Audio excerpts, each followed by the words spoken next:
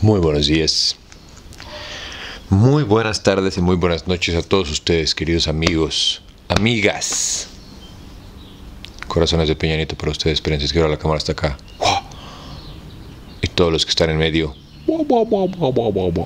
bienvenidos una vez más a su círculo de lectura. Muchas gracias por venir y acompañarnos otro día más, otro gran día más. Hoy, dijeron mediocre de nuestra política mexicana.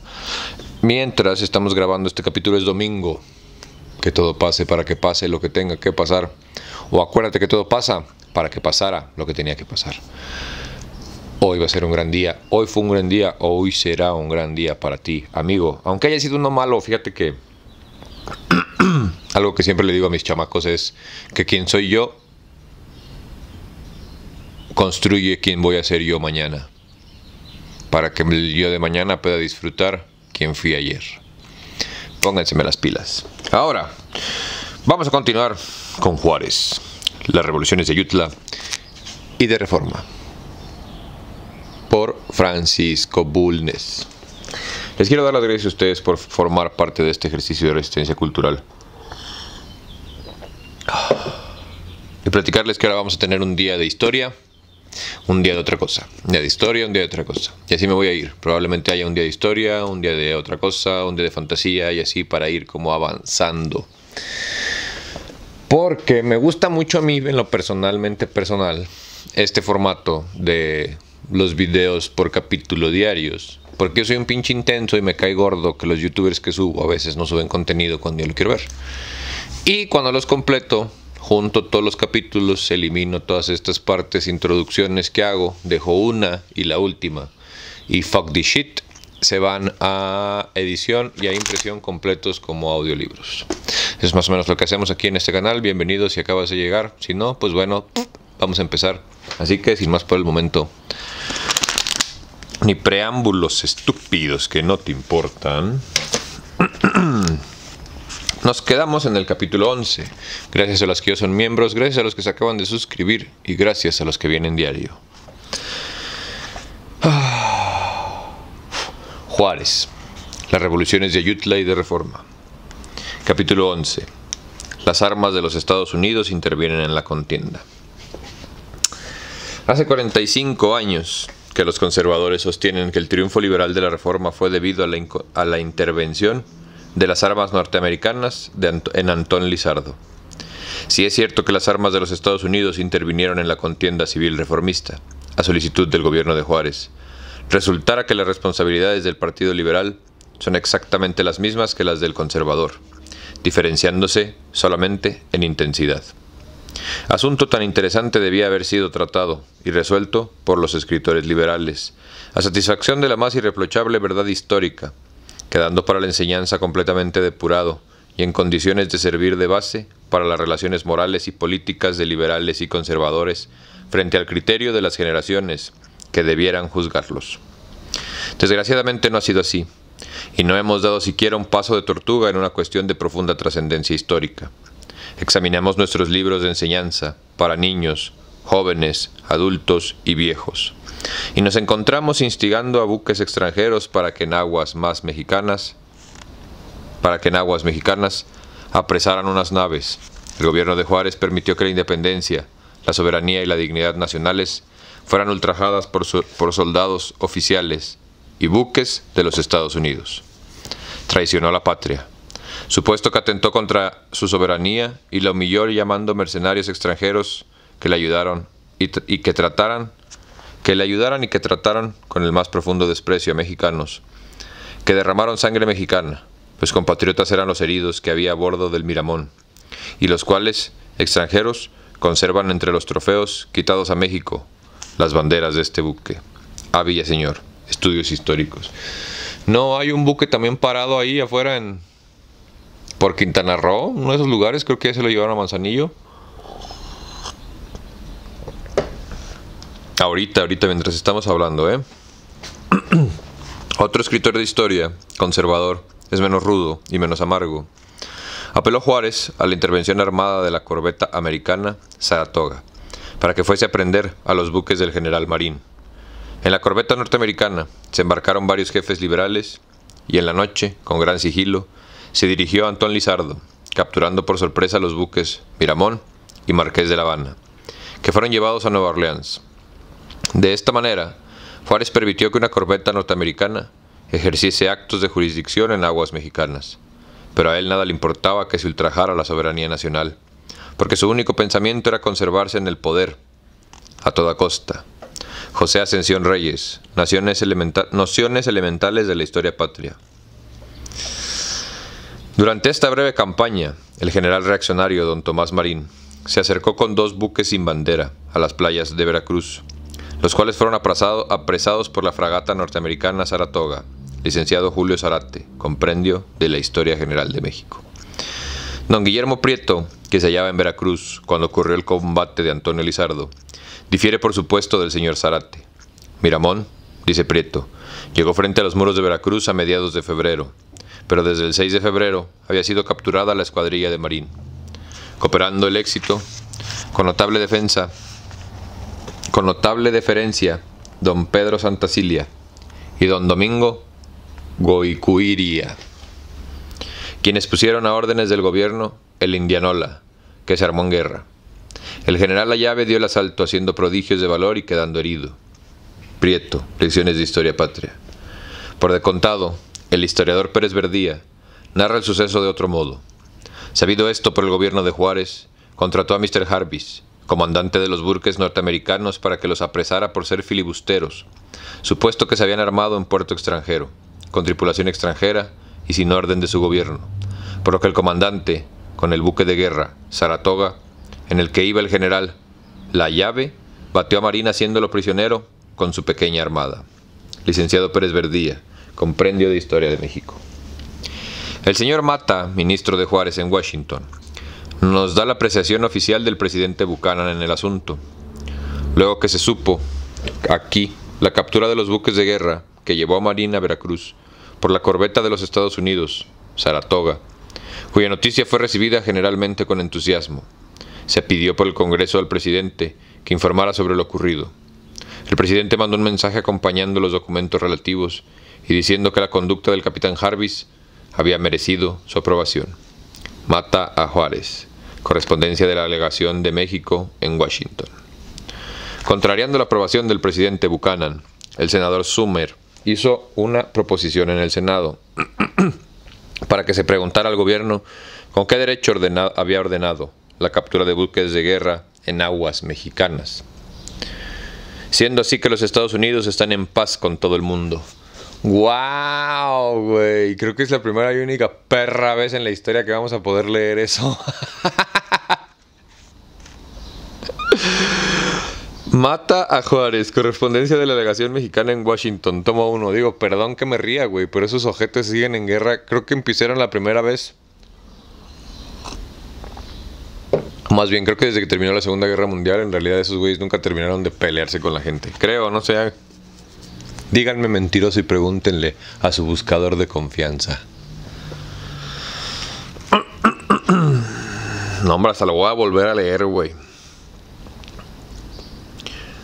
Para que se preguntara al gobierno con qué derecho había ordenado la captura de buques de guerra en aguas mexicanas, siendo así que los Estados Unidos están en paz con todo el mundo. No mames. El señor licenciado Justo Sierra, magistrado de la Suprema Corte de Justicia de México, se para enfrente del senador Sumner, asegurando que Miramón volvió sobre Veracruz en 1860. Como la reacción se había puesto bajo la protección de España, y por una tremenda exigencia de las circunstancias, puesto que el gobierno liberal no podía hacer frente de la guerra civil y a la extranjera al mismo tiempo. El ministro del señor Juárez buscaba el apoyo norteamericano. Resultó que la cuadrilla armada por Miramón en un puerto español para bloquear a Veracruz fue declarada con mucha justicia pirática, es decir, fuera de la ley, y un buque americano la capturó, fracasando así por segunda vez la soñada toma de Veracruz. Licenciado Justo Sierra, segundo año de Historia de México. Contra la opinión del señor licenciado Justo Sierra, aparece la del licenciado don Blas José Gutiérrez Flores Alatorre, que fue profesor de la Escuela de Derecho y que cuando ocurrió la captura de la cuadrilla de Marín, era nada menos que el juez de distrito del llamado gobierno constitucional, residente en la ciudad de Veracruz. Esta disposición, dice don Blas José Gutiérrez, la declaración de que eran piratas los buques de Miramón, viciosa a la luz del derecho y tan fatal, que puso a disposición del extranjero la vida de los mexicanos que en parte tripulaban los buques de Marín, mexicanos cuya pérdida por manos extrañas es sensible, por más que hayan sido reaccionarios. Los carmelistas, biógrafos de Juárez, cumpliendo su programa de forjar un ídolo, omiten presentar los acontecimientos de Antón Lizardo, analizarlos y calificarlos lógicamente. El Caramelo de Vaz dedica 3 líneas a un hecho decisivo para conocer la responsabilidad del gobierno de Juárez. Con el procedimiento de nuestros caramelistas, podemos tener un ídolo nacional por cada 2 habitantes. Para ello basta suprimir de la vida de un hombre todo lo malo, exagerar lo bueno e inventar lo sobrehumano. Tenemos ya suficientes elementos para establecer la verdad sobre los sucesos de Antón Lizardo. Y haciendo uso de ellos voy a acometer una obra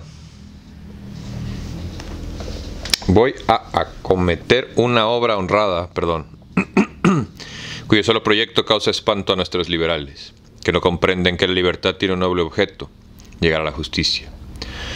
Comenzaré por fijar correctamente los hechos. Los barcos capturados en Antón Lizardo por fuerzas navales de los Estados Unidos fueron conducidos a Nueva Orleans y consignados al Tribunal de Presas. El tribunal dio fallos adversos a los aprensores de los barcos en los siguientes términos. Por las razones expuestas se ordenará la restitución de estos buques libre de costas. Ellos, juntamente con sus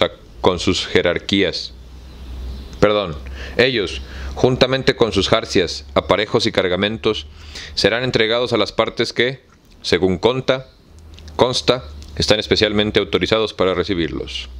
La reclamación de indemnización, habiendo sido retirada por los acusados con mira de entablarla en otro departamento del gobierno, no será tomada en consideración por esta Corte. Licenciado Blas Gutiérrez, Nuevo Código de Reforma, tomo 3. Habiendo los aprensores apelado de la sentencia ante la Suprema Corte de Justicia de los Estados Unidos, este alto tribunal falló. Por las razones que oralmente se han expuesto, se ordena, sentencia y decreta que el juicio rendido por el juzgado del distrito, el 25 de junio de 1860, por el cual se desechan los libelos de informes y se ordena la restitución de los buques y sus cargamentos a los reclamantes, sin costas se cumpla, lo cual se confirma por el presente, haciendo dicho juicio suyo este tribunal. A Villaseñor, Estudios Históricos. En los considerados de la notable sentencia del juzgado de distrito de Nueva Orleans, se encuentra la verdad sobre los sucesos de Antón Lizardo, reprochablemente comprobada por las constancias procesales. El documento que voy a copiar, que contiene las consideraciones de la sentencia, es fundamental para el establecimiento de la verdad histórica. Y dice: consta en autos que los buques en cuestión llamados el General Miramón y el Marqués de La Habana, al llegar cerca de Veracruz pasaron a cosa de 5 o 6 millas de distancia del castillo de San Juan de Ulúa, a plena vista de los habitantes de la ciudad, y que se dirigieron a fondearlo de Antón Lizardo. Como seguían adelante, sin izar bandera alguna en sus mástiles, se les disparó de la fortaleza un cañonazo para inducirlos a mostrarla, y a dar a conocer de este modo su nacionalidad. Es evidente que la llegada de estos buques había sido esperada a la vez por las autoridades de Veracruz y por los oficiales de nuestra marina, ahí estacionados, poco tiempo antes de que aparecieran a la vista de la ciudad.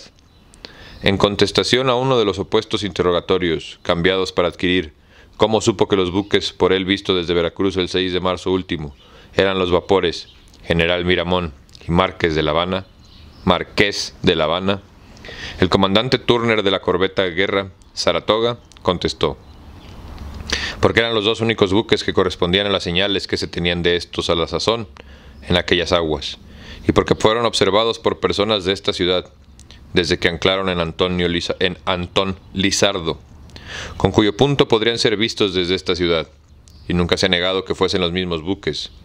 Asegura además que él conoció que aquellos buques correspondían a la descripción de los 2 que eran esperados en estas aguas, y los cuales se decía que habían sido ilegalmente fletados en La Habana. saliendo de ahí con el carácter de mexicanos y trayendo la mira de piratear a costa del comercio de estos mares. Que el gobierno mexicano, obrando en virtud de tales informes, expidió un formal decreto, publicado en los términos de costumbre, declarándolos piratas. El cónsul general de los Estados Unidos en La Habana dirigió además una carta a los comandantes de nuestras fuerzas navales en Veracruz, avisándoles que aquellos 2 buques estaban equipándose a la sazón en La Habana. Según las instrucciones verbales de mi oficial superior, yo debía seguir a estos buques, comunicarme con ellos si era posible, para averiguar su nacionalidad, de dónde venían, si estaban o no tripulados, cuál era su objeto en estas costas, y si no quedaba yo satisfecho respecto de su carácter legal, no debía permitirles que comunicasen con la playa, dando cuenta al expresado oficial superior lo más pronto posible del resultado de mi visita. No tenía yo instrucciones de mi gobierno en la materia.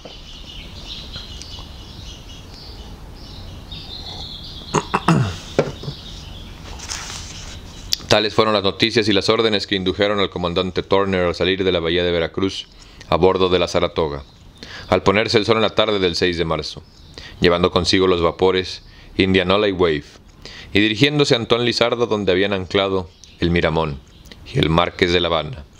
Además de la dotación ordinaria de hombres pertenecientes a la Saratoga, había a las órdenes del comandante Turner destacamentos de las corbetas de guerra Savannah y Preble, a bordo de los vapores Indianola y Wave, respectivamente mandados por los tenientes Bryson y Kennard.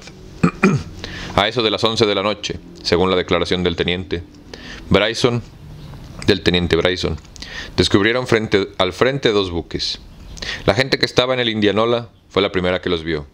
Tan luego como descubrió los buques, el Indianola retrocedió a comunicar el hecho al comandante Turner, que mandaba a la Saratoga. Este envió al teniente Bryson al vapor de adelante, a que dijese al teniente Kennard, a la sazón del comandante del Wave, que colocara a la Saratoga, remolcada antes por el Wave, entre los 2 buques extraños que estaban enfrente, previniendo al mismo tiempo a Bryson, dijese al teniente Kennard que no se adelantase demasiado, porque su objeto era situarse inmediatamente entre los 2 buques extraños. Cuando el teniente Bryson se hubo acercado a menos de una milla de estos buques, notó que uno de ellos, que resultó ser el Miramón, estaba en marcha. Dio noticias del hecho al capitán Turner y le preguntó si seguía en su persecución. Repitió 3 veces la pregunta, pero no recibió respuesta. Inmediatamente después, recibió orden del capitán Turner para abordar aquel buque. Puso inmediatamente el timón del Indianola a vapor, soltó la máquina y salió detrás de él. En pocos momentos se colocó a su costado de estribor, y se le puso al habla a muy corta distancia. Saludóle entonces y le mandó que anclara. Esta orden fue dada 3 veces y traducida al español por el piloto y un caballero mexicano, Malinche, que venía a bordo del Indianola.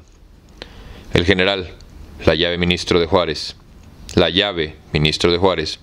pocos segundos después, dada la tercera y última orden del Indianola, recibió en su obra muerta un tiro del vapor que después resultó ser el Miramón.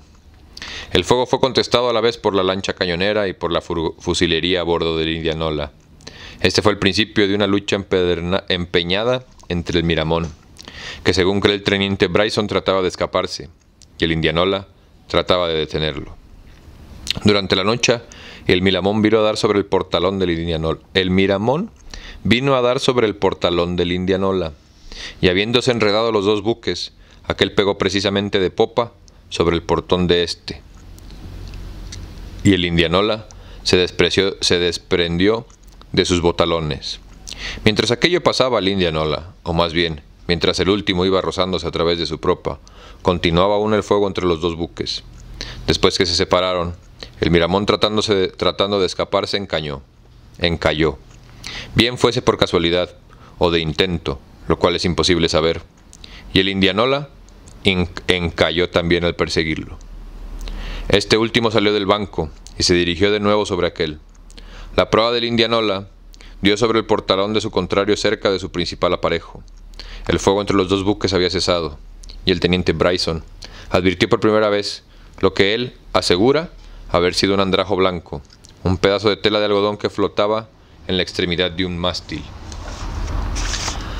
del Miramón. Tomóse entonces posesión de este buque. No tuvo izada durante el combate otra bandera que el andrajo o guijarrón a que se ha aludido. Como que se me andan trabando mucho las palabras hoy, discúlpenme.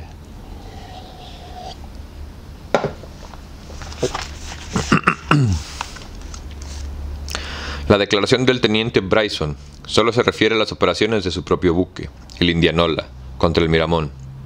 Su aserto es sustancialmente corroborado por los demás testigos que estaban a bordo del Indianola.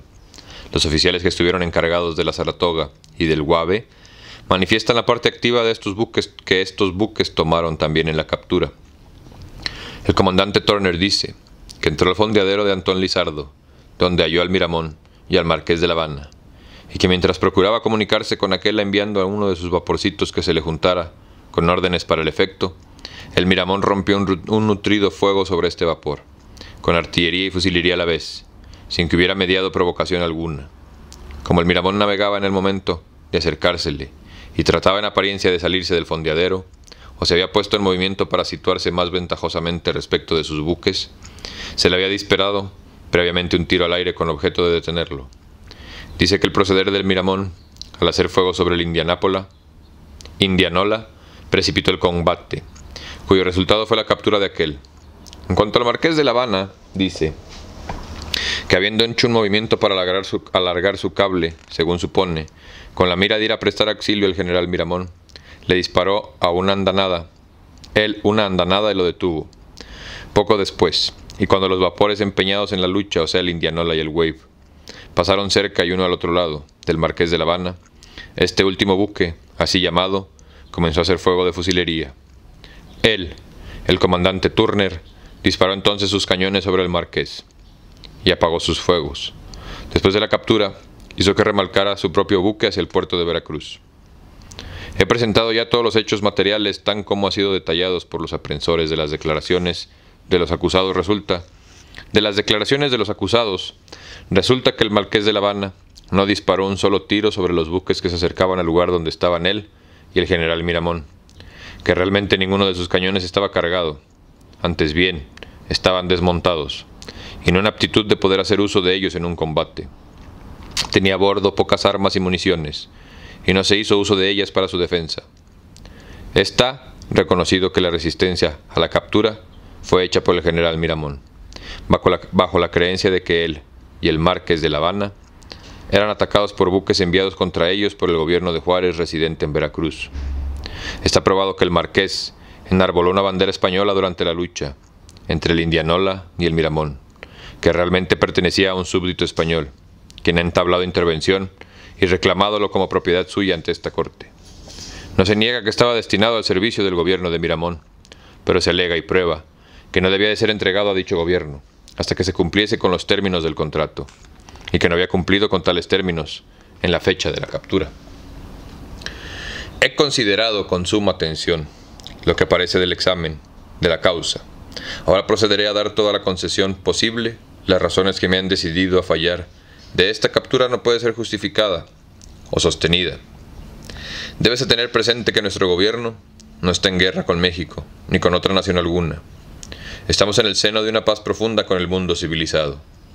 Los buques traídos a este puerto para ser adjudicados, cuando se les aproximaron las fuerzas navales del comandante Turner, estaban tranquilamente anclados en Antón Lizardo, a distancia de 1,5 millas de la costa. Indudablemente, se hallaban, pues, en la jurisdicción exclusiva de México, y en cuanto pudieran concernir a las fuerzas navales de nuestro gobierno, tenían título a todos los derechos que se reconocen a los buques de las naciones neutrales. No habían cometido acto alguno ostensible que justificase cualquiera sospecha de que abrigaban designios hostiles al comercio norteamericano. Cierto es que nuestro gobierno había reconocido al de Juárez como el único legítimo de México, pero es igualmente cierto que las demás grandes potencias marítimas habían reconocido al de Miramón. Neutral es que los oficiales de nuestra escuadrilla naval estacionada en Veracruz alimentasen fuerzas y simpatías en favor del triunfo del gobierno reconocido por los Estados Unidos. Pero tales simpatías nunca pueden justificar acto alguno que pueda tener apariencias de intervención en favor de una facción hostil contra otra.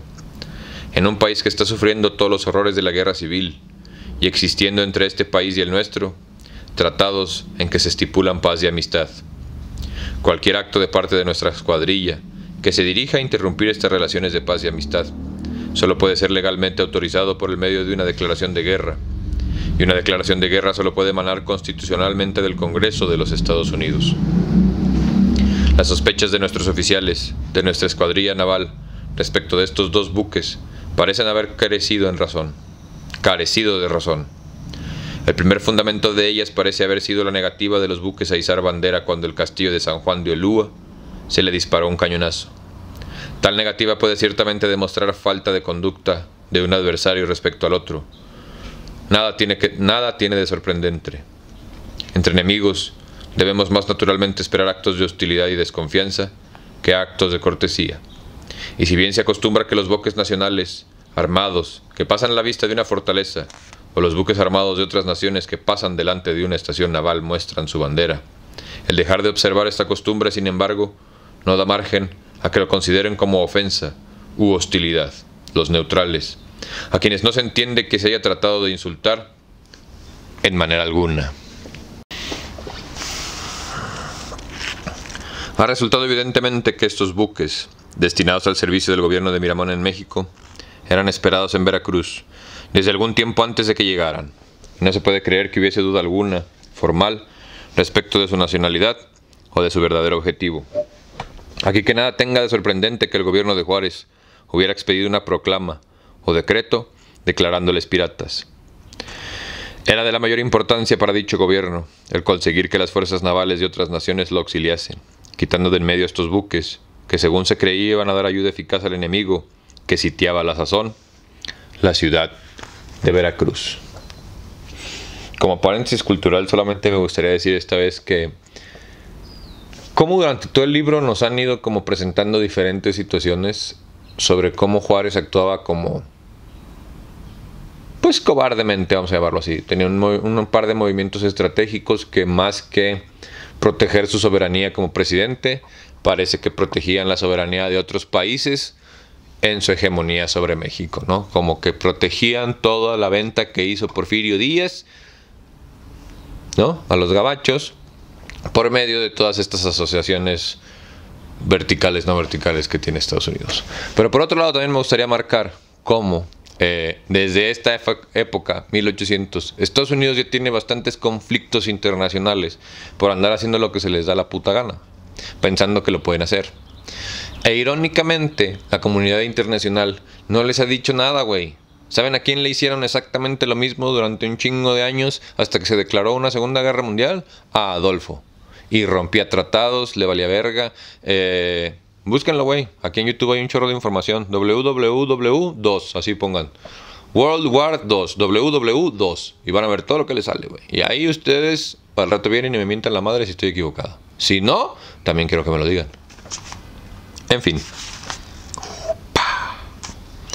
Pero aun cuando admitamos que el decreto a que se había hecho preferencia y que los declaraba piratas hubiese constituido a nuestros oficiales de marina el deber de inquirir su verdadero carácter, creo que es posible, sin embargo, justificar el modo que se adoptó para hacer la Inquisición.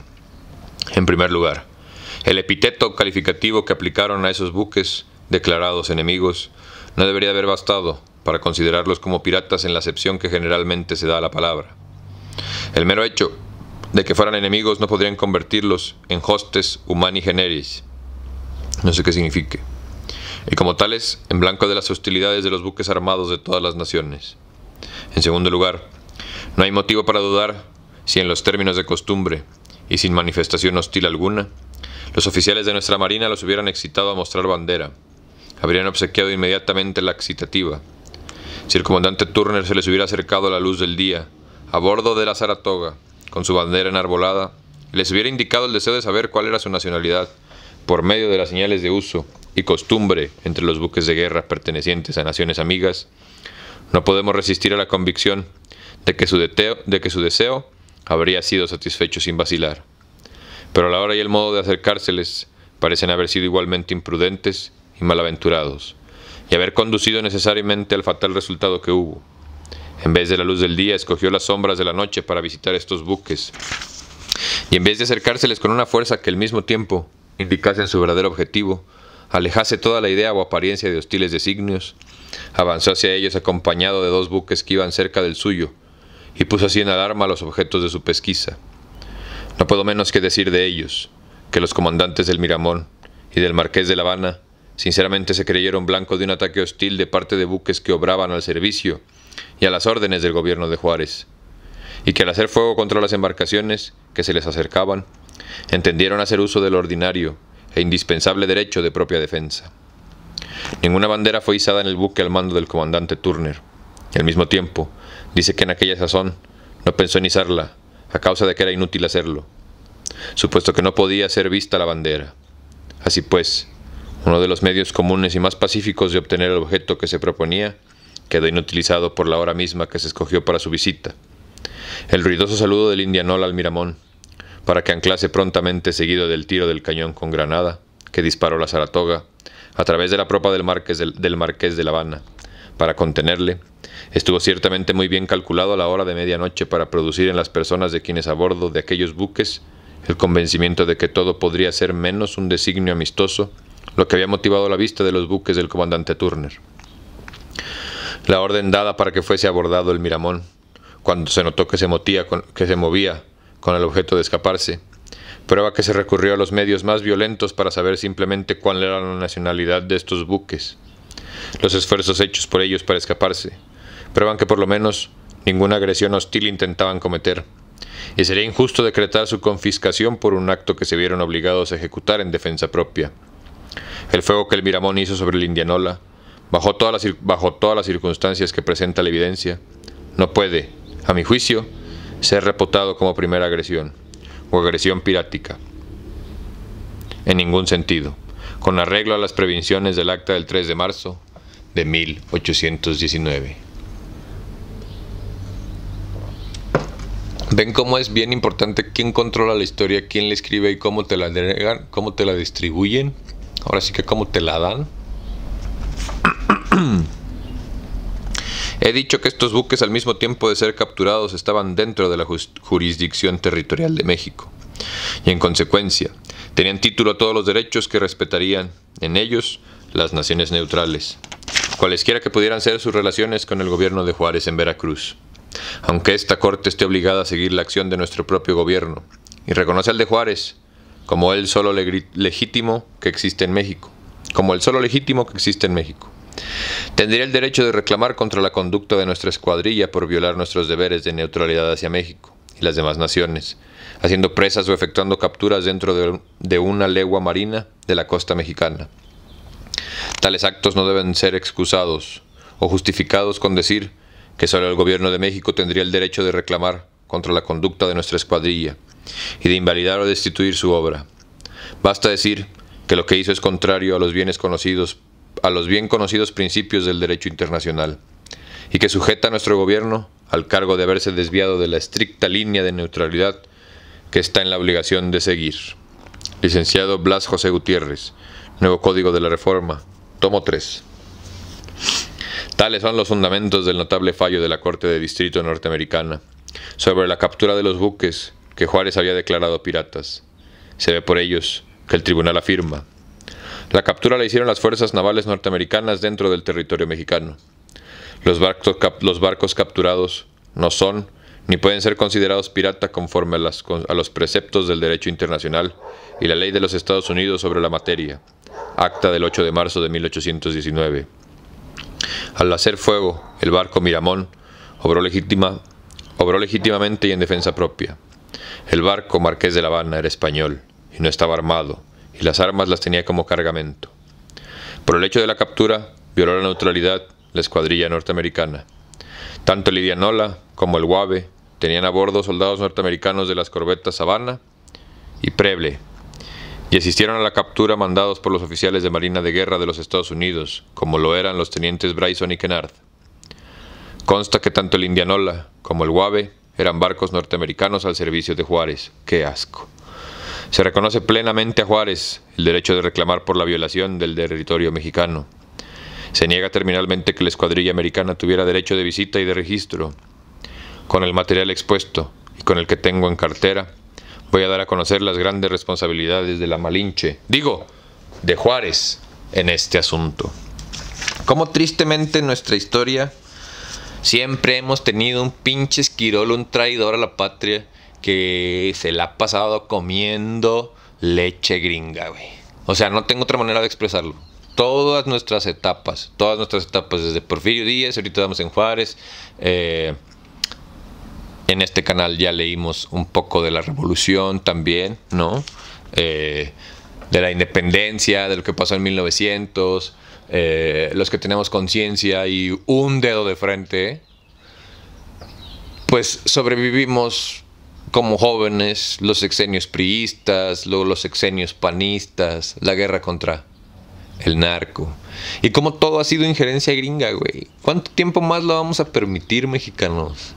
O sea, neta, güey, neta.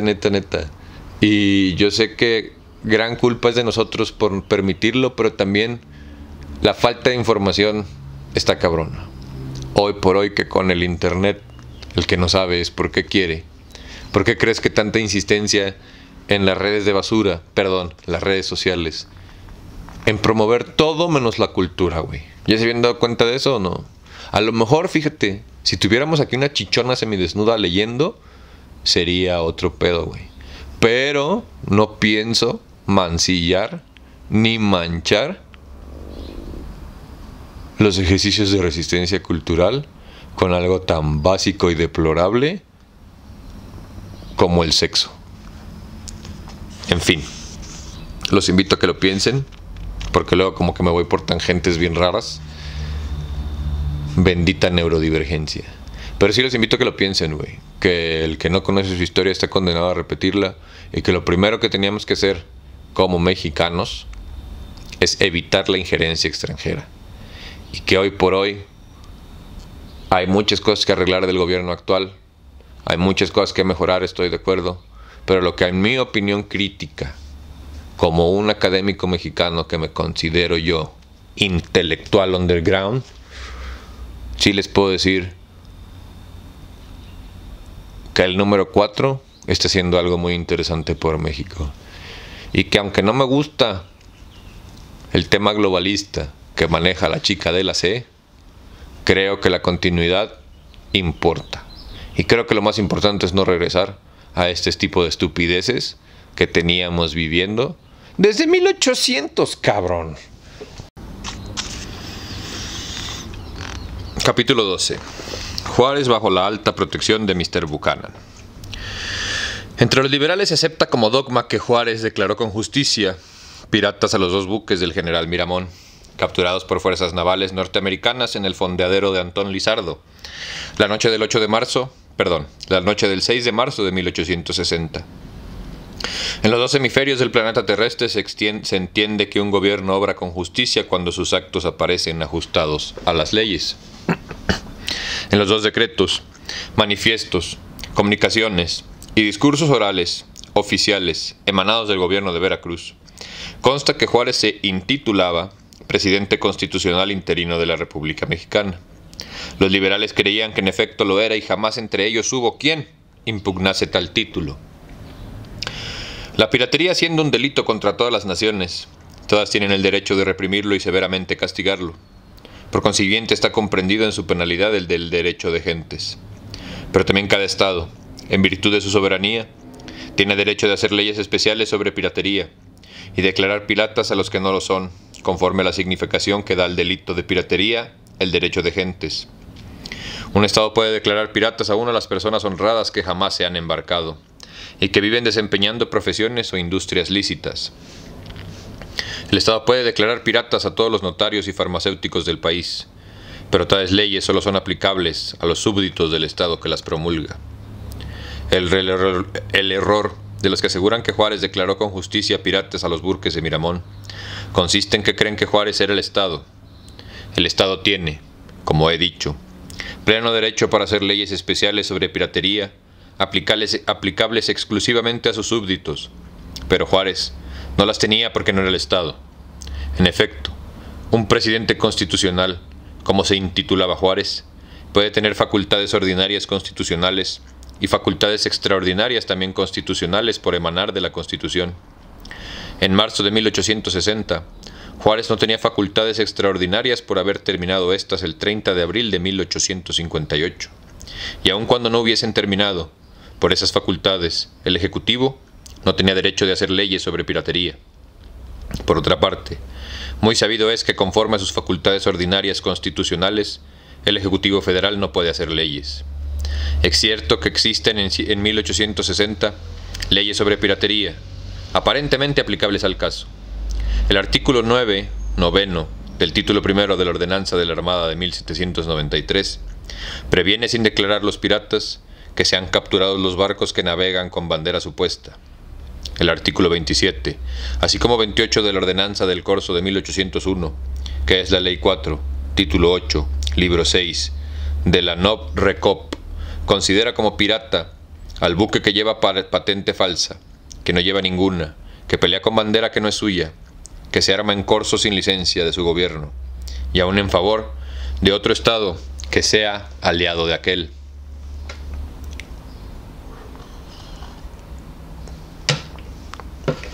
Los creyentes en la justicia de Juárez, al declarar piratas a los buques de Miramón, pueden decir: la ley mexicana vigente declaraba piratas a los barcos que llevaran patente falsa. Solo el gobierno constitucional legítimo tenía facultad de dar patentes legítimas, y no se las había dado a los barcos de Miramón. Luego esos barcos eran piratas.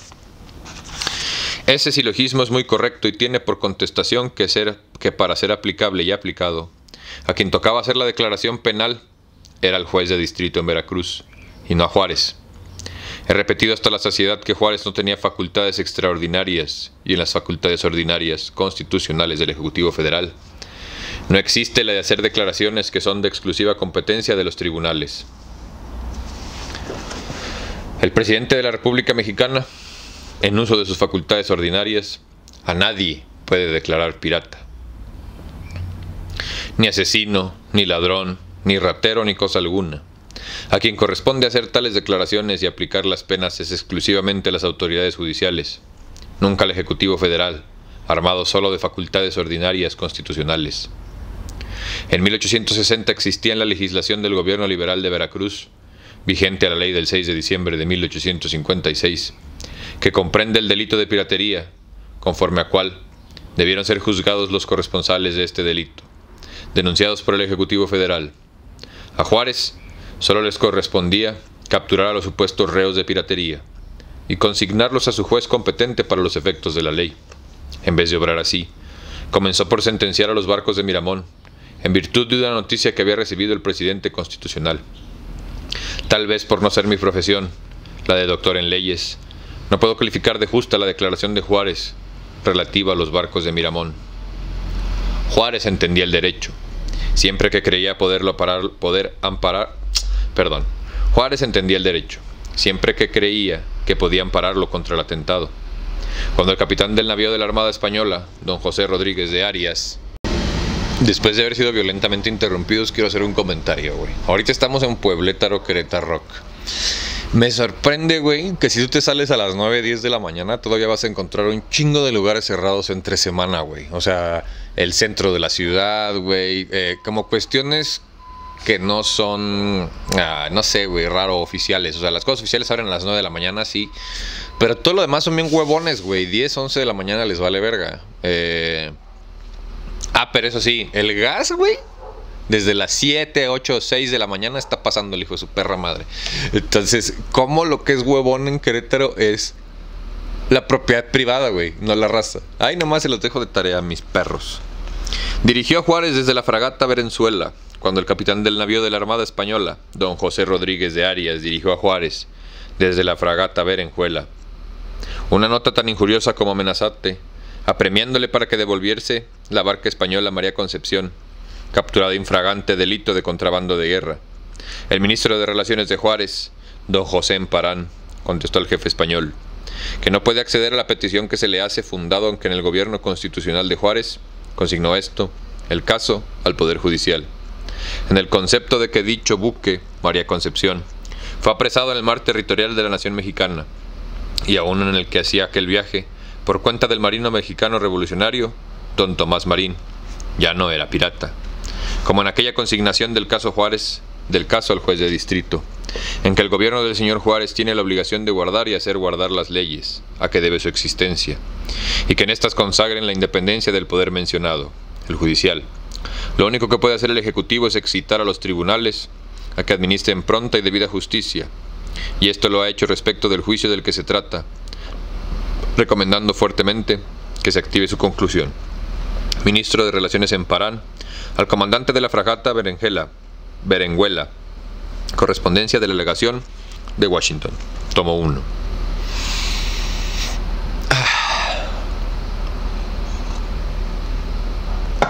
Cada día que pasa más me gusta más la historia de mi país.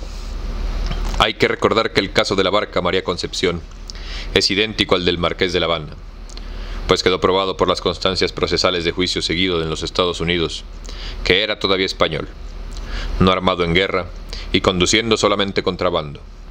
Pero aún, cuando así no fuera, la ley vigente sobre piratería ordenaba que el caso se consignase a juez de distrito, de manera que cuando Juárez vio apuntados sobre su gobierno los cañones de la fragata española, y no contaba en ese momento con la vergonzosa protección de la Armada Americana, entonces existe el derecho.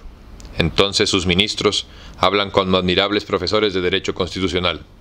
Entonces, él afirma que debiendo su existencia las leyes que están sobre él, tiene que acatarlas para no perder sus títulos legítimos. Entonces se acuerda de que hay división de poderes, de que el judicial es independiente y de que solo a él corresponde hacer declaraciones de delincuentes o absorberlos.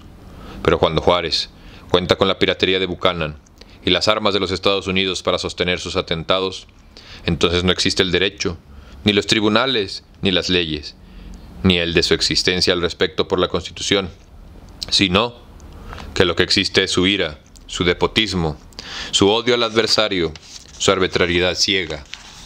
Y fundado en tan bellas cosas, declara piratas a los buques que se dice son de Miramón, sin que haya prueba en juicio, pena legal y sentencia por tribunal competente como lo imponen esas leyes, que hipócritamente invoca frente a las mechas encendidas de los artilleros de la Armada Española.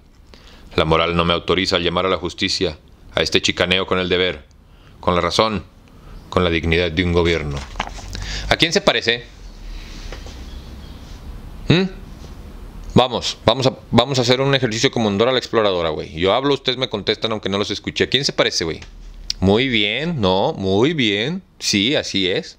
A los partidos tricolor y al que es de la Iglesia Católica, que es azul y blanco. Totalmente de acuerdo contigo, güey. Totalmente de acuerdo contigo. Me parece impresionante cómo, si los empiezan a apoyar, güey, ¿no? Si les empiezan a dar dinero, sin faltarle al respeto a la profesión más antigua del mundo, como a las pirujas, ¿no? Si les empiezan a dar dinero como a las pirujas, güey, empiezan a bailar. Y a mí, por ejemplo, güey, siempre he tenido una muy buena relación con todas las chicas que se dedican a la prostitución, porque son muy honestas, güey. Les pagas por mentirte. Entonces hacen su trabajo. No son como todas las demás chicas que te mienten, ¿no? Por no hacerte sentir mal. Filosofía de barrio. Pero no, güey, pónganse bien vergas con eso. O sea, ¿a quién se parece en este periódico histórico? En este periodo histórico. Nuestro Zapoteca Malinche, ¿no? Que más bien era un figurín mediático, aunque antes la media, por así decirlo, era diferente, ¿no? O la propaganda era distinta. Como era un figurín falso, que no figuraba, güey, que nada más recibía y repetía órdenes. Como Bulnes se ha encargado de demostrarlo una y otra vez, güey. Piénsalo nada más. O sea, no me hagas caso. Piénsalo, si puedes, ¿eh? Porque ya no cualquiera piensa. O dijera el nuevo disco de SFDK y el Satu: pensar ya es cosa de valentía. He juzgado, y creo que con acierto, la declaración que hizo Juárez respecto a los barcos de Miramón para los efectos de la soberanía nacional interior. Hay que juzgarla en sus relaciones con la soberanía exterior. La declaración de piratería hecha por Juárez y que tanto estoy justamente censurando, dice la letra, abro comillas, teniendo noticia del excelentísimo señor presidente constitucional interino, no un autócrata, de que el ex jefe de escuadra, don Tomás Marín, está armando en el puerto de La Habana una escuadrilla con el objeto de hostilizar los puertos que la nación tiene en el seno mexicano y conducir auxilios al bando rebelde, cooperando de este modo a destruir las instituciones de la República, teniendo además presente que tanto el expresado Marín como los otros que en calidad de oficiales tripulan aquella, han conservado ilegalmente patentes de sus empleos por haber sido dados de baja de la Armada Nacional, con arreglo a las leyes vigentes como desertores de países extranjeros, y considerando por último que los buques que forman la escuadrilla de que se trata, cualquiera que sea la bandera con que pretendan cubrirse, no pueden ni deben ser reconocidos como legalmente autorizados para la navegación. Su Excelencia se ha servido de declarar que dichos buques deben ser considerados y tratados como piratas por los buques de las naciones amigas, salvando desde ahora y para siempre a la nación mexicana de toda responsabilidad por los daños que causen aquellos que traen el pabellón de la República. Dios y libertad, heroica Veracruz, febrero 23, 1860. Parte Arroyo. Oye, como que esta parte de la separación de la iglesia y el Estado no me quedó tan clara con su cierre, ¿no? De Carta Dios y Libertad. Digo, ¿no? Digo. No es que me guste fijarme en los detalles ni nada a mí. Ni que sea igual de víbora que Bulnes ni nada, sino que yo creo que él era peor, estaba mucho más informado. La piratería es un delito contra el derecho de gentes y por consiguiente todas las naciones tienen el derecho de castigar a los piratas, cualquiera que sea su nacionalidad. Pero ninguna está obligada a castigar la piratería en virtud de declaración del gobierno extranjero. Es pues un error grave la declaración de Juárez, decir que los buques de las naciones amigas deben considerar y tratar a los buques de Miramón como piratas, no estando sujetas las naciones amigas a la soberanía de Juárez. La declaración de piratería no debe expresar obligación para ellas de acatar las declaraciones de Juárez. Para los efectos de la soberanía exterior, ninguna nación puede dictar leyes imponiendo definiciones de piratería o calificando como piráticos hechos que no lo son. La soberanía exterior de las naciones está limitada por derecho de gentes, y todas las naciones están obligadas para los efectos de su soberanía exterior a solo considerar como piratas a los que así considera el derecho de gentes.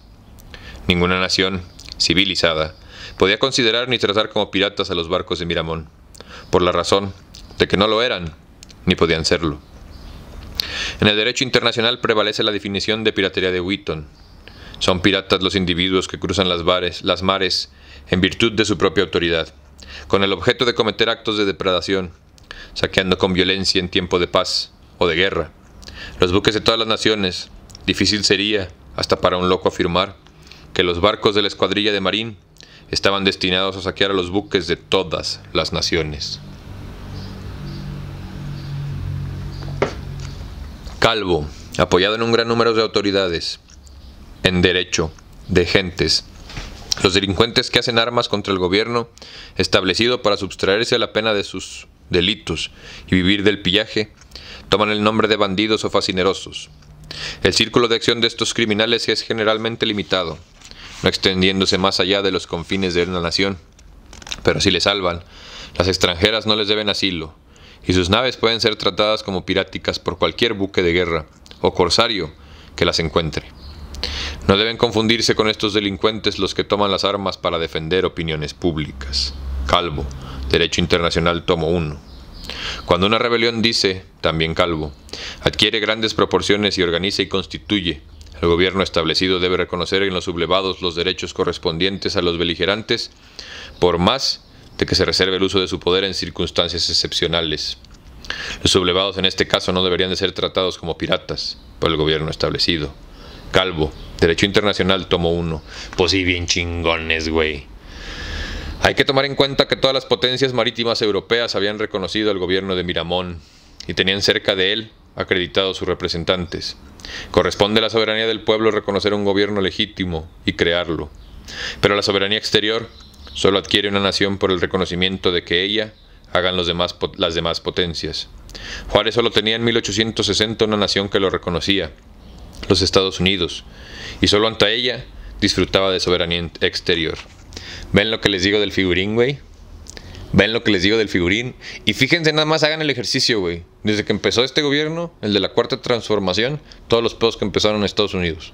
¿Cuántas fábricas empezaron a tronar? ¿Cuántos problemas empezaron a tener logísticos, güey? ¿Cuántos temas en sus cadenas de producción? ¿Realmente empezó la crisis allá cuando empezó el buen gobierno aquí, güey? 2 más 2 es 4, papacito. O sea, si tu vieja llega todas las noches y se baña y el día que no se baña la cola le huele a pescado, papi. O si tu güey llega todas las noches y se baña y cuando no se baña la verga le huele a plástico, güey. ¿Sí me entiendes?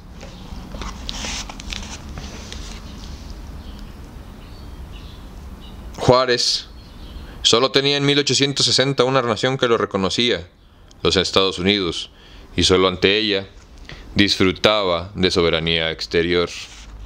Pero los Estados Unidos habían reconocido en 1858 como gobierno reaccionario y acreditado cerca del presidente Zuluaga a Mr. Forsyth, personaje que había tomado parte muy activa en el despojo de Texas.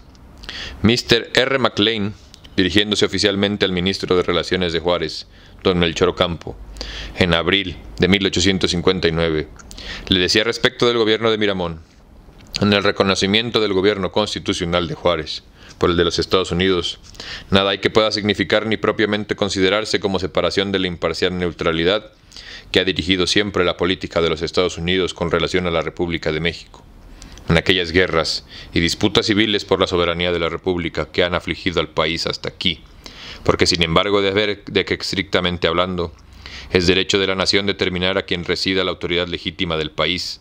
Los estados extranjeros pueden todavía, en caso de necesidad, juzgar por sí mismos cuál de los dos partidos contendientes reconocerán.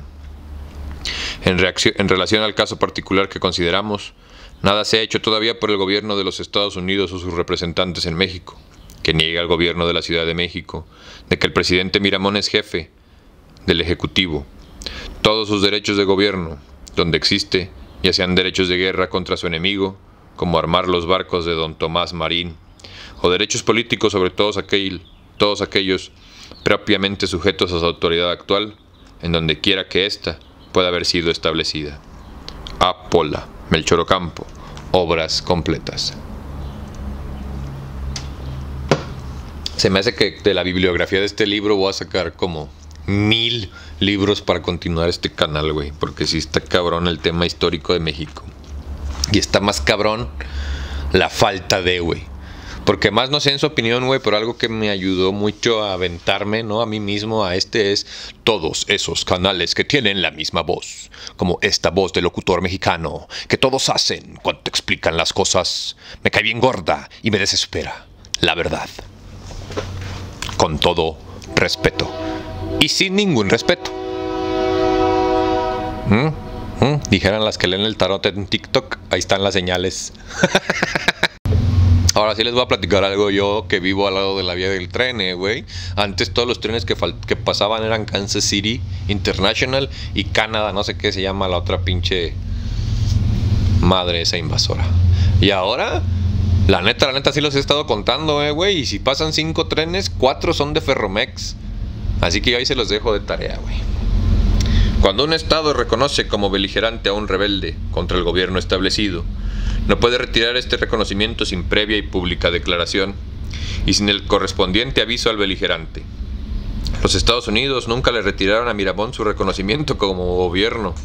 De hecho, y se notará que durante el juicio seguido en Nueva Orleans contra los buques de Marín, nunca aparecen las declaraciones que la aprehensión fue debida a que los buques de Miramón debían considerarse como piratas en virtud de la declaración de Juárez.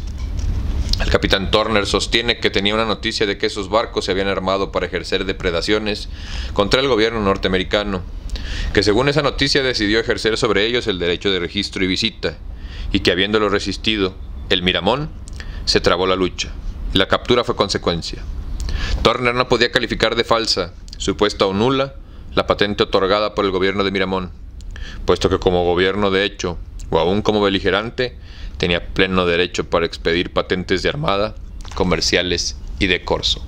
Y lo que a mí como persona, ser humano en particular, y si algún gringo me ve en la calle con esta barba que me enfrente si tiene huevos, es eso, güey, que no tienen huevos. Siempre son bien buenos para tirar la piedra, pero ya cuando los cuestionan, ay no, es que pobre gente, ay no, es que yo soy el bueno. Y tienen una máquina de propaganda tan grande, güey, que Hollywood acaba de tener una huelga que duró casi 6 meses. Porque pues, güey, Hollywood ya no es gringo. Como nada en Estados Unidos, ¿no? Pero bueno, esa es otra historia. En el caso de que el trato vuelve Juárez a mostrar el mismo criterio arbitrario y la misma conducta desleal como gobierno y como beligerante, cuando el capitán de vapor de guerra, doña Isabel la Católica, don Carlos del Camino, dirigió a Juárez, desde el fondeadero de Sacrificios, la grosera y amenazante nota del 3 de agosto de 1860, intimidándole la devolución de la barca, María Concepción, con carga y tripulantes, más indemnización, más satisfacción al pabellón español, en el improbable plazo de 24 horas, el ministro de Juárez, don José Emparán, se manifiesta habilísimo en derecho internacional, pues responde, entre otras cosas: estoy firmemente persuadido, dice el señor Emparán, al irritado jefe español, que vuestra excelencia no necesita de explicaciones mías para saber que no solo la existencia, sino la notoriedad de la guerra que hace 3 años sostiene el gobierno constitucional de la República Mexicana contra las facciones enemigas de leyes de esta, como debo hablar a vuestra AVS, no sé, vuestro señor, en un lenguaje de todo punto conforme con los principios del derecho de gentes. Omitiré considerar a aquellos como rebeldes, bastando a mi propio reputarlos como un gobierno de hecho, o legítimo si se quiere, para España, y enfrente de otro gobierno de hecho, con el cual ha guardado en todo el tiempo referido, 3 años, un estado de guerra abierta y perfectamente conocidas en todas las naciones de Europa y América. En estas contiendas civiles cada uno de los gobiernos que existen se considera por las otras naciones como representante de una potencia que está en guerra contra la otra, y ambos en su calidad de beligerantes tienen los mismos derechos que los demás gobiernos cuando se encuentran en estado de guerra. Estos son principios elementales que no necesitan confirmarse con argumentos, ni citas, ni autoridades. De la misma evidencia es que los gobiernos extraños a la guerra que se hacen 2 partidos en una nación deben guardar respecto de ambos la ley estricta de neutralidad, amén que prefieran ligarse expresamente con alguno de ellos. Ministro Emparán al capitán del navío Carlos del Camino. Correspondencia de la legación mexicana en Washington. De manera que Juárez, por boca del señor Emparán, afirma que cuando 2 partidos se hacen una larga guerra en una nación, ambos deben considerarse por las demás naciones como 2 estados libres, soberanos e independientes que luchan, y es deber de dichas naciones guardar ante la lucha estricta neutralidad. Y en virtud de esos principios que, según Juárez Emparán, son elementales y de toda evidencia, Juárez parte arroyo, declara a los barcos de Miramón piratas y recomienda la neutralidad estricta de las demás naciones que los destruyan y ahorquen a sus tripulantes, jefes, oficiales y soldados. En virtud de esos principios santos del derecho que Juárez Emparán arroja sobre la cólera del jefe español, Juárez arroja las armas de los Estados Unidos a Antón Lizardo para que exterminen a mexicanos, súbditos de un beligerante acreedor a todos los derechos de la guerra. A mí me queda claro que a Juárez lo pusieron los gringos, güey. Y que, si se fijan, ahorita habla mucho del derecho internacional, pero todavía no existían estas instancias internacionales, que en realidad son, ¿no?, empresas gringas que se dedican al control de la población, güey, como la mentada ONU.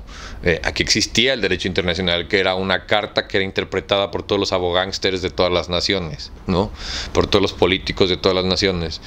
Y después lo cambiaron, güey, la verdad no me acuerdo cuándo, creo que después de la Segunda o la Primera Guerra Mundial, y empieza a establecerse esta nueva organización de las Naciones Unidas, que pues, güey, puro pinche atole con el dedo. Al escuchar a Juárez Emparán, un jurispérito diría que hablaba Ortolán, Webster o Cabir. Calvo está enteramente de acuerdo con las doctrinas de Juárez Emparán.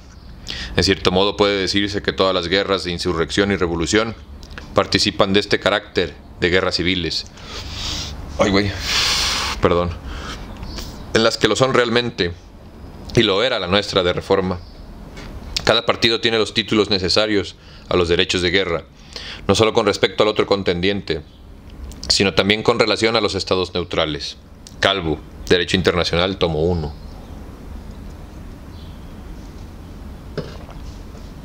Es evidente, además, dice Calvo, apoyado por distinguidos tratadistas, que en un estado combatido por la guerra civil, o mixta, como la llamaba Grotius, no puede ser considerado como formando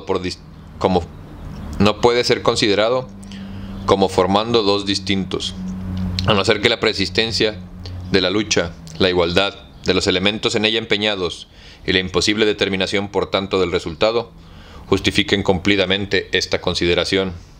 Calvo, Derecho Internacional, tomo 1.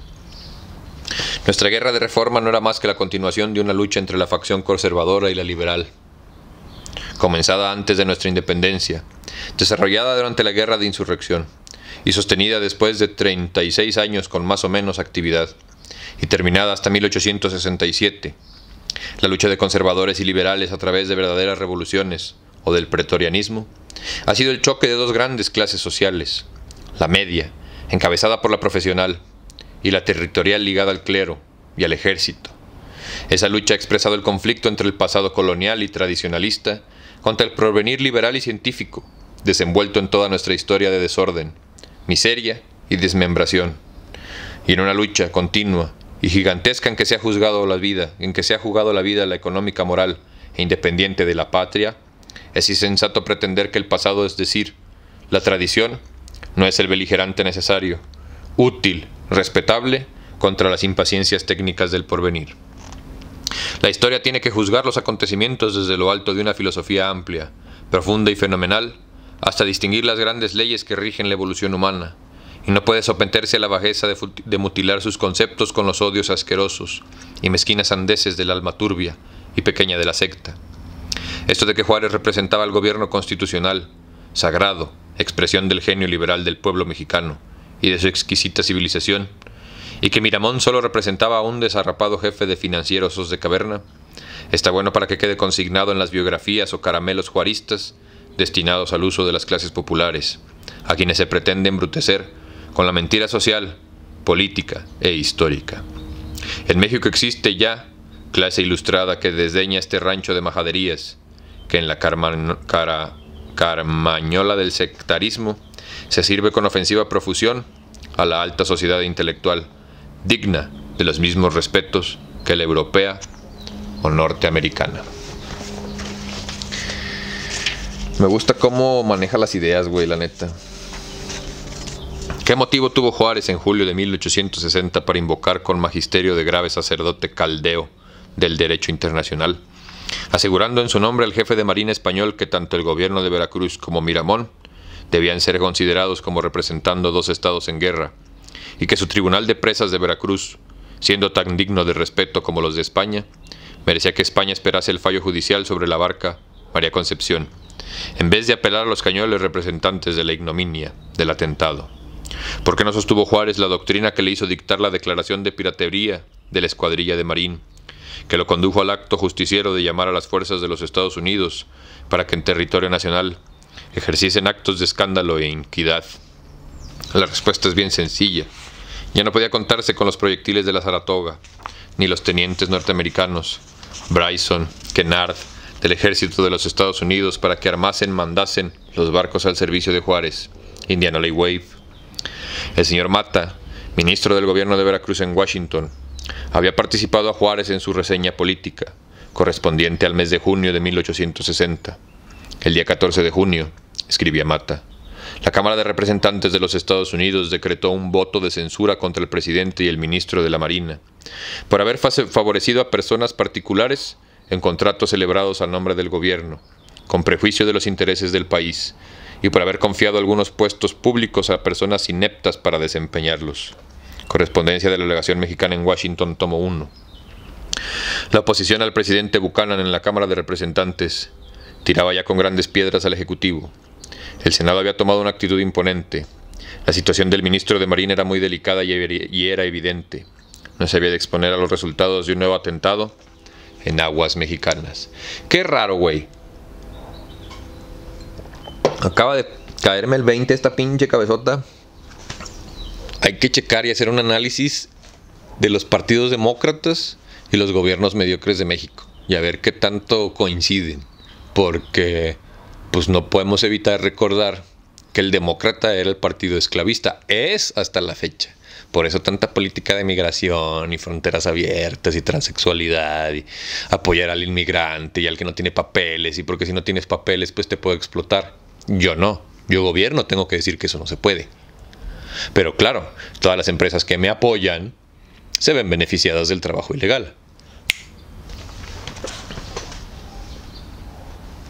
Es sensible que los demás ilustrados mexicanos liberales, por hallarse impregnados de esencia de secta, crean de buena fe que la declaración de Juárez respecto a los buques de Miramón. Perdónenme. La nota de Juárez en Parán, dirigida al capitán del navío don Carlos del Camino, es el documento histórico por excelencia condenatorio de la circular Juárez parte Arroyo, declarando piratas a los barcos de guerra de Miramón, porque si, como lo afirmaba Juárez en Parán, los dos partidos que luchaban en México debían de ser considerados por lo largo de la lucha, reconocida como verdadera guerra civil, de aspecto interminable, no solo como beligerantes, sino como estados en guerra, Juárez debía estar convencido de que un beligerante, y mucho menos un estado, no tienen derecho para declarar piratas a los buques de guerra del otro beligerante, o estado enemigo. Y si el carácter que fijaba Juárez en Parán a la lucha exigía la neutralidad de las demás naciones, no es posible entender por qué Juárez parte Arroyo pretendía imponer a las naciones neutrales la obligación de destruir los barcos de Miramón.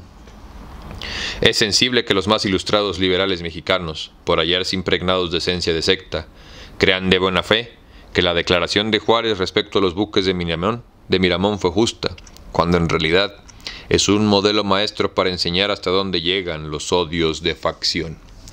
Vamos a leer eso con temporalidad actual. Es sensible que los demás ilustrados liberales mexicanos, por hallarse impregnados de esencia de secta, crean de buena fe que las declaraciones del Senado respecto a la política de México fueran justas, cuando en realidad es un modelo maestro para enseñar hasta dónde llegan los odios de facción. Pero admitamos que hubiera sido justa la declaración de piratería. ¿Autorizaba esto a llamar a estipular con los norteamericanos la violación del territorio nacional? El barco pirata solo puede ser capturado en territorio mexicano por fuerzas navales mexicanas. El delito de traición a la patria, castigado por las leyes con pena de muerte, se convertiría en derecho en una guerra civil. Si fuese derecho de un beligerante declarar piráticas las fuerzas navales de su contrario y llamar tropas extranjeras para que le persiguiesen dentro del territorio nacional. En México no ha llegado aún el politiqueo o espíritu de secta hasta sostener semejante monstruosidad. Se han adoptado dos sistemas con pudor: el silencio como lo hacen los caramelistas y omitir que la captura de la escuadrilla de Marín tuvo lugar dentro del territorio mexicano. Es claro que si la captura hubiera tenido lugar en alta mar, el gobierno de Veracruz sería completamente irresponsable ante las leyes mexicanas y ante el patriotismo de la sociedad, con excepción de los escritores liberales Vigil, Rivera Cambas y el mayor de infantería Campos, quienes aseguran que la captura fue en el fondeadero de Antón Lizardo. Los demás omiten consignar hecho tan abrumador para el gobierno de Veracruz. No he encontrado escritor liberal mexicano que se haya atrevido a negar que la captura de los barcos de Marín tuvo lugar en el fondeadero de Antón Lizardo. El mayor de infantería, don Sebastián J. Campos, de la guarnición de la plaza de Veracruz, en marzo de 1860, liberal exaltado, da cuenta de los sucesos relativos a la escuadrilla de Marín en los siguientes términos. La llegada de esta escuadrilla no era, pues, ni un misterio ni un secreto para el gobierno liberal. Agentes particulares le habían hecho saber desde La Habana los criminales trabajos emprendidos sobre este particular, entre el capitán general Serrano y el exjefe de escuadra reaccionario, don Tomás Marín. Pero esto no era óbice para proceder como el caso lo requería. Así pues, luego que el gabinete dictó en acuerdo respectivo al ministro de la guerra, general don José Gil Parte Arroyo, convocó una junta de guerra a la que asistieron los jefes de marina, al comandante de la Saratoga, el capitán Turner, y el asesor del ejército don Ángel del Campo. A las 6 de la tarde, una orden extraordinaria del cuartel general pidió al coronel del batallón de infantería, Guardia Nacional de Veracruz, 100 hombres escogidos con su dotación de oficiales, y a las 8 de la noche recibía en el muelle esa fuerza del comandante don Daniel Traconis, a cuyo mando se encomendó. Las guarniciones de la Gola y de la Noria y las reservas cubrieron el contingente.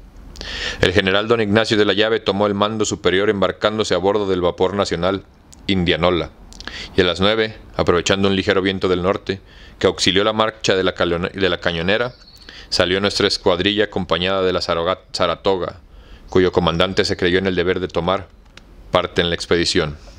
Sebastián J. Campos, Recuerdos históricos de la ciudad de Veracruz. No puede haber duda de que la invasión del territorio nacional verificada el 6 de marzo de 1860 para ejercer actos de guerra contra mexicanos y españoles que ocupaban el barco mexicano Miguel Miramón y el español Marqués de La Habana fue obra de Juárez, como lo prueban documentos intachables e inexpugnables. El 4 de marzo de 1860, 2 días antes de la invasión norteamericana que tuvo lugar la noche del 6, el ministro de la Guerra de Juárez decía el secretario de Delegación de los Estados Unidos en nota oficial, número 10, excelentísimo señor, con fecha 31 de octubre del año próximo pasado, del año próximo pasado, se contrató por el excelentísimo señor ministro de Hacienda el vapor no americano, Wave, que puso a disposición de él mi cargo, y desde que llegó a este puerto hasta el día 29 del mes próximo pasado, ha sido empleado en el transporte de tropas, artillería, remolque de lanchas de guerra y otros servicios semejantes, siendo uno de ellos el haberme conducido al puerto de Alvarado, cuando fui a practicar en él un reconocimiento, acompañado de algunos generales y jefes de mi Estado Mayor, sin que en ningún caso se hubiera presentado obstáculo alguno, ni por mi parte, ni por parte de la legación de los Estados Unidos de América, ni por la de los comandantes de la estación de la Marina de Guerra del mismo país, fondeada en esta bahía. Posteriormente, y con el propio objeto, se contrató el vapor norteamericano Indianola, que asimismo fue puesto a disposición de este ministerio el 27 del mismo febrero de 1860. Correspondencia de la legación mexicana en Washington, tomo 1. Este documento inatacable prueba que Juárez contrató para el servicio del gobierno de Veracruz, en el ramo de guerra, a los 2 vapores mercantes norteamericanos, Wave e Indianola. El primero fue contratado el 31 de octubre de 1859 y el segundo el 27 de febrero de 1860, 8 días antes del atentado en Antón Lizardo contra la soberanía de México. Es, pues, falso que el Indianola fuera barco nacional, como lo han asegurado algunos escritores sin duda mal informados, y también es falso que el Indianola hubiera sido bondadosamente prestado al gobierno de Juárez por los señores Santa Cilia y Goycura, como lo asegura don Guillermo Prieto en sus lecciones de Historia Patria. El mismo día 6 de marzo de 1860, que tuvo lugar la invasión del territorio nacional por las fuerzas navales de los Estados Unidos, el ministro de Relaciones de Juárez decía en una nota oficial a su excelencia, el señor Roberto McLean, enviado extraordinario y ministro plenipotenciario de los Estados Unidos de América, por la simple lectura de dicha copia, contratos de los vapores Indianola y Wave. Su excelencia, el señor McLean, podrá ver desde luego que la contrata particular de los vapores Wave e Indianola, hecha por el gobierno de México con el objeto de servirse de estos vehículos de comunicación para transportar indiferentemente sus correspondencia, sus empleados civiles y militares, así como efectos de todas clases, fuesen o no de guerra, es una contrata legítima, puesto que el gobierno supremo obraba en el terreno de su propia jurisdicción. Ministro degollado a ministro McLean. Correspondencia de la legación mexicana en Washington. Queda probado como la existencia del Sol, que el 6 de marzo de 1860, día del triunfo del capital americano, Turner sobre los reaccionarios en el fondeadero de Antón Lizardo, territorio nacional, los 2 vapores norteamericanos, mercantes, Indianola y Wave, estaban al servicio del gobierno de Juárez en el ramo de guerra y marina. Consta en actos de la causa regida por el Tribunal de Presas de Nueva Orleans contra los buques capturados en el territorio mexicano, fondeadero de Antón Lizardo, que además de la dotación ordinaria de hombres pertenecientes a la Saratoga, había las órdenes del comandante Turner, destacamentos de las corbetas de guerra norteamericanas Savannah y Preble, o a bordo de los 2 vapores Indianola y Wave, respectivamente mandadas por los tenientes Bryson y Kennard, oficiales de la Marina de Guerra de los Estados Unidos. Véase considerados y sentencia del Tribunal de Presas de Nueva Orleans, que aparece copiada en el capítulo anterior. Queda correctamente probado que los vapores mercantes norteamericanos Indianola y Wave, que estaban al servicio del Ministerio de Guerra de Juárez el 6 de marzo de 1860, fueron armados, ocupados por destacamentos de marinos norteamericanos de las corbetas de guerra Savannah y Preble, y puestos bajo el mando de los tenientes Bryson y Kennard, oficiales de la Marina de Guerra de los Estados Unidos. Nadie con las pruebas que he rendido puede dudar de la invasión del territorio nacional por fuerzas de los Estados Unidos para ejercer actos de violencia y guerra contra mexicanos reaccionarios. Fue obra del gobierno de Juárez. Pero si hubiera aún quien dudase del cargo de la historia justamente tiene que hacer a los inmorales de Veracruz, hay dos documentos terribles contra su patriotismo. Don Tomás Marín, ateniéndose al convenio celebrado en 1868 entre el gobierno de los Estados Unidos y el de México para la liquidación, compensación y pago de las reclamaciones de los ciudadanos de ambos países, ante una comisión mixta, formada de representantes de las dos naciones, presentó su reclamación por el atentado del que fue víctima, la noche del 6 de marzo de 1860 en el fondeadero de Antón Lizardo, por las fuerzas navales norteamericanas. El comisionado por México, licenciado don Manuel María de Zamacona, al rechazar la reclamación de Marín, censura la conducta de Juárez y le expone al juicio severo del mundo civilizado, pues dice en su voto: la prueba demuestra y da notoriedad histórica que aunque un buque de la Armada Americana tomó parte en la irregularidad de estos actos, no dice en la legitimidad de estos actos.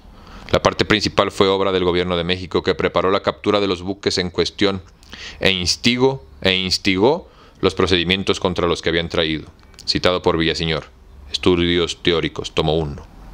El gobierno continúa diciendo al comisionado mexicano Zamacona, que ocupaba Veracruz en 1860, es considerado en la jurisprudencia de esta comisión como el gobierno legítimo de México, y puesto que este poder tomó mucha mayor parte y responsabilidad que los oficiales de la Armada Americana en los actos a que se refiere esta reclamación, ningún gobierno de México tomará esta reclamación bajo su protección. Citado por Villaseñor. Estudios históricos. El comisionado de los Estados Unidos, Mr. Wadsworth, dijo fundamentando su voto: Miramón fue fusilado por el gobierno de México, pero el contraalmirante de Miramón vive, y el gobierno de México presenta aquí una reclamación contra los Estados Unidos de hasta 300,000 pesos por el arresto y prisión de dicho contraalmirante. Cuando se reflexiona que el presidente Juárez, que iba a ser sitiado en Veracruz por el general Miramón por tierra y por el contraalmirante Marín por mar, urgió al capitán Jarvis del buque de los Estados Unidos Habana que capturase a Marín, que se esperaba diariamente, véase carta del capitán Jarvis de 3 de marzo de 1860, y que lo había declarado pirata por su decreto, no podemos de menos sorprendernos con la pretensión que esta reclamación en este lugar por el gobierno. Continuó el comisionado americano Wadsworth: esta captura de la expedición naval, hecha por instigación del gobierno de Juárez y desaprobada por el gobierno de los Estados Unidos, fue en el lenguaje expresivo del viejo Cornwell una coronada merced a Juárez, y debilitó al gobierno de Miramón.